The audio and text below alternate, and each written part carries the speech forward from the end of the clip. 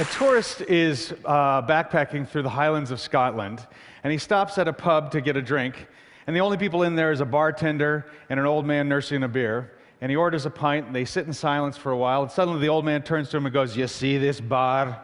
I built this bar with my bare hands, found the finest wood in the county, gave it more love and care than my own child, but do they call me McGregor the bar builder? No."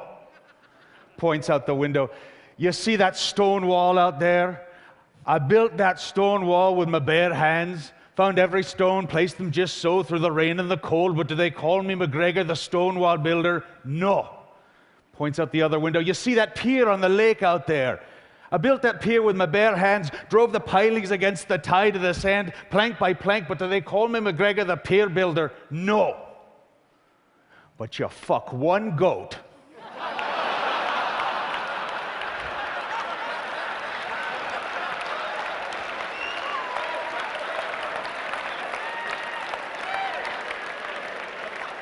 Storytelling is joke-telling. It's knowing your punchline, your ending, knowing that everything you're saying from the first sentence to the last is leading to a singular goal, and ideally confirming some truth that deepens our understandings of who we are as human beings. We all love stories. We're born for them. Stories affirm who we are. We all want affirmations that our lives have meaning. And nothing does a greater affirmation than when we connect through stories. It can cross the barriers of time, past, present, and future, and allow us to experience the similarities between ourselves and through others, real and imagined.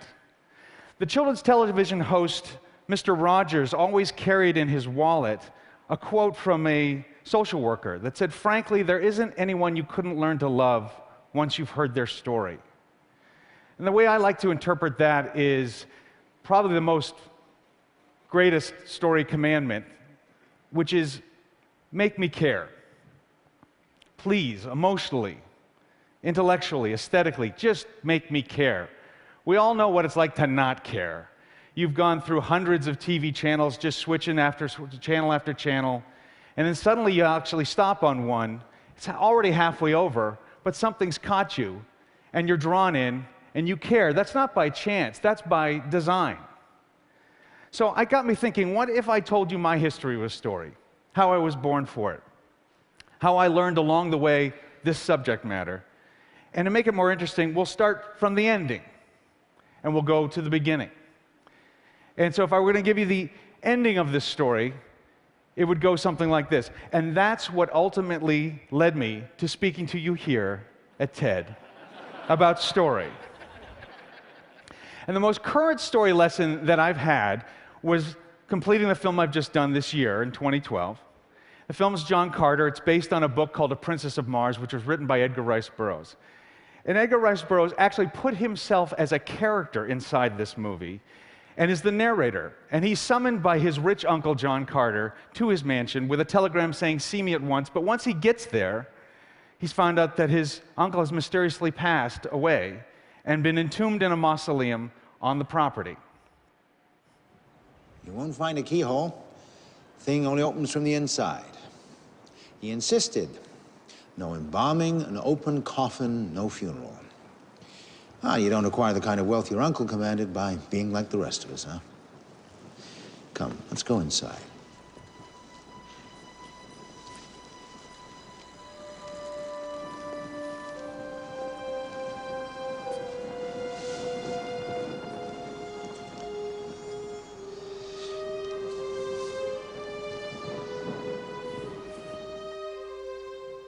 What this scene is doing, and it did in the book, is it's fundamentally making a promise. It's making a promise to you that this story will lead somewhere that's worth your time.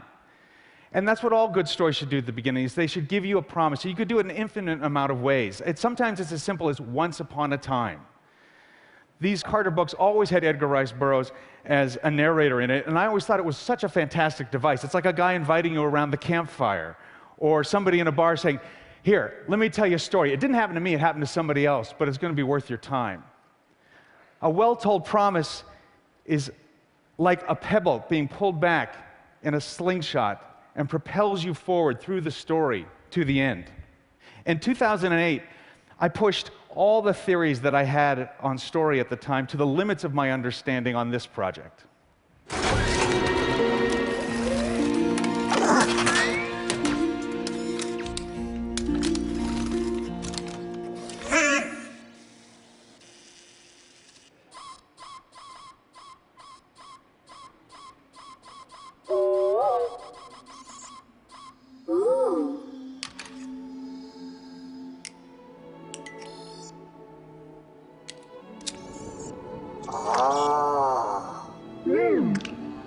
That is all that love's about, and we'll recall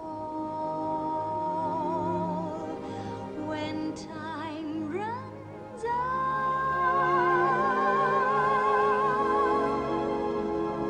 That it all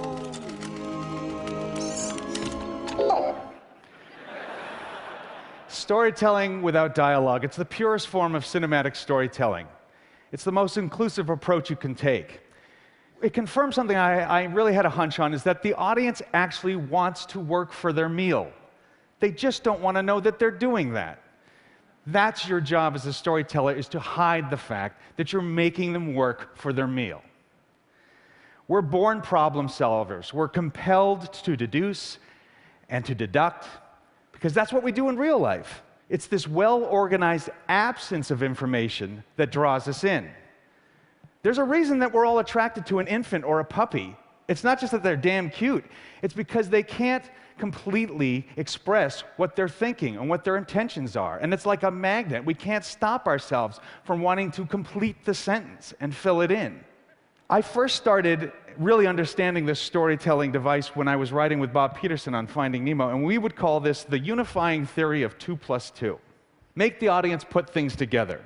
Don't give them 4, give them 2 + 2.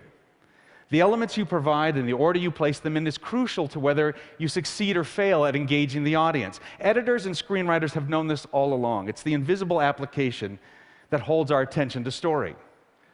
I don't mean to make it sound like this is an actual exact science. It's not. That's what's so special about stories. They're not a widget. They aren't exact. Stories are inevitable if they're good, but they're not predictable. I took a seminar in this year with an acting teacher named Judith Weston, and I learned a key insight to character. She believed that all well-drawn characters have a spine, and the idea is that the character has an inner motor, a dominant, unconscious goal that they're striving for, an itch that they can't scratch. She gave a wonderful example of Michael Corleone, Al Pacino's character in The Godfather, and that probably his spine was to please his father. And it's something that always drove all his choices. Even after his father died, he was still trying to scratch that itch. I took to this like a duck to water. Wally's was to find the beauty. Marlin's, the father in Finding Nemo, was to prevent harm. And Woody's was to do what was best for his child. And these spines don't always drive you to make the best choices. Sometimes you can make some horrible choices with them. I'm really blessed to be a parent, and watching my children grow, I really firmly believe that you're born with a temperament, and you're wired a certain way, and you don't have any say about it. And there's no changing it. All you can do is learn to recognize it and own it. And some of us are born with temperaments that are positive, some are negative, but a major threshold is passed when you mature enough to acknowledge what drives you and to take the wheel and steer it. As parents, you're always learning who your children are, they're learning who they are, and you're still learning who you are. So we're all learning all the time. And that's why change is fundamental in story. If things go static, stories die, because life is never static. In 1998, I had finished writing Toy Story and A Bug's Life, and I was completely hooked on screenwriting. So I wanted to become much better at it and learn anything I could. So I researched everything I possibly could, and I finally came across this fantastic quote by a British playwright, William Archer. "Drama is anticipation mingled with uncertainty." It's an incredibly insightful definition. When you're telling a story, have you constructed anticipation? In the short term, have you made me want to know what will happen next? But more importantly, have you made me want to know how it will all conclude in the long term? Have you constructed honest conflicts with truth that creates doubt in what the outcome might be? An example would be in Finding Nemo. In the short tension, you were always worried, would Dory's short-term memory forget whatever she was being told by Marlin? But under that was this global tension of, will we ever find Nemo in this huge, vast ocean? In our earliest days at Pixar, before we truly understood the invisible workings of story, we were simply a group of guys just going on our gut, going on our instincts. And it's interesting to see how that led us places that were actually pretty good. You got to remember that in this time of year, 1993, what was considered a successful animated picture was Little Mermaid, Beauty and the Beast, Aladdin, Lion King. So when we pitched Toy Story to Tom Hanks for the first time, he walked in and he said, "You don't want me to sing, do you?" And I thought that epitomized perfectly what everybody thought animation had to be at the time. But we really wanted to prove that you could tell stories completely different in animation. So we didn't have any influence then, so we had a little secret list of rules that we kept to ourselves, and they were no songs, no I want moment, no happy village, no love story. And the irony is that in the first year, our story was not working at all, and Disney was panicking. So they privately got advice from a famous lyricist who I won't name, and he faxed them some suggestions, and we got a hold of that fax. And the fax said there should be songs, there should be an I Want song, there should be a Happy Village song, there should be a love story, and there should be a villain. And thank goodness we were just too young, rebellious, and contrarian at the time. That just gave us more determination to prove that you could build a better story. And a year after that, we did conquer it. And it just went to prove that storytelling has guidelines, not hard, fast rules. Another fundamental thing we learned was about liking your main character. And we had naively thought, well, Woody in Toy Story has to become selfless at the end, so you got to start from someplace, so let's make him selfish. And this is what you get. What do you think you're doing? Off the bed. Hey, off the bed! You gonna make us, Woody? No, he is. Slinky! Slinky! Get up here and do your job! Are you deaf? I said take care of them! I'm sorry, Woody, but I have to agree with them. I don't think what you did was right. What? Am I hearing correctly? You don't think I was right? Who said your job was to think, Spring Wiener? Why? How do you make a selfish character likable? We realized, well, you can make him kind, generous, funny, considerate, as long as one condition is met for him, is that he stays the top toy. And that's what it really is that we all live life conditionally. We're all willing to play by the rules and follow things along as long as certain conditions are met. After that, all bets are off. And before I'd even decided to make storytelling my career, I can now see key things that happened in my youth that really sort of opened my eyes to certain things about story. In 1986, I truly understood the notion of story having a theme. And that was the year that they restored and re-released Lawrence of Arabia. And I saw that thing 7 times in 1 month. I couldn't get enough of it. I could just tell there was a grand design under it. There was, in every shot, every scene, every line. Yet on the surface, it just seemed to be depicting his historical lineage of what went on. Yet there was something more being said. What exactly was it? And it wasn't until on one of my later viewings that the veil was lifted, and it was in a scene where he's walked across the Sinai Desert and he's reached the Suez Canal, and I suddenly got it.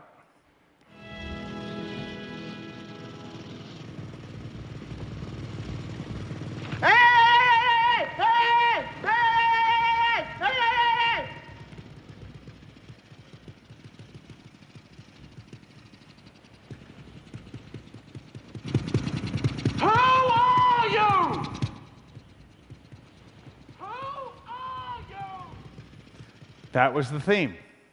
Who are you? Here were all these seemingly disparate events and dialogues that just were chronologically telling the history of him, but underneath it was a constant, a guideline, a roadmap. Everything Lawrence did in that movie was an attempt for him to figure out where his place was in the world. A strong theme is always running through a well-told story. When I was 5, I was introduced to possibly the most major ingredient that I feel a story should have, but is rarely invoked. And this is what my mother took me to when I was 5. Come on, it's all right. Look, the water is stiff.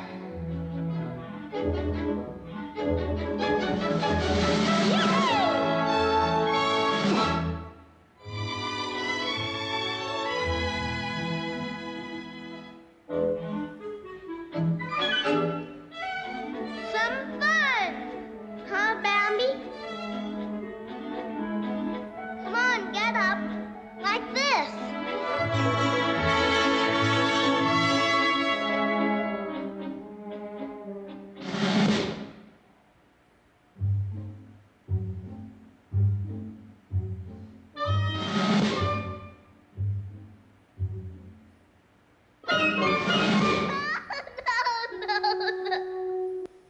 I walked out of there wide-eyed with wonder.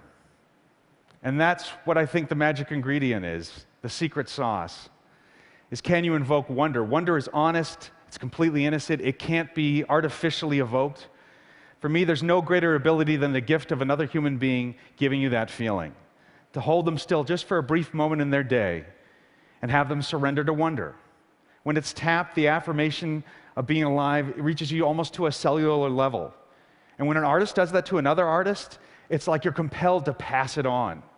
It's like a dormant command that's suddenly activated in you, like a call to Devil's Tower. Do unto others what's been done to you.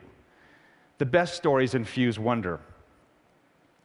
When I was 4 years old, I have a vivid memory of finding 2 pinpoint scars on my ankle and asking my dad what they were, and he said I had a matching pair like that on my head, but I couldn't see them because of my hair. And he explained that when I was born premature, that I came out much too early, and I wasn't fully baked. I was very, very sick, and that when the doctor took a look at this yellow kid with black teeth, he looked straight at my mom and said, "He's not going to live." And I was in the hospital for months, and many blood transfusions later, I lived, and that made me special. I don't know if I really believe that. I don't know if my parents really believe that, but I didn't want to prove them wrong. Whatever I ended up being good at, I would strive to be worthy of the second chance I was given.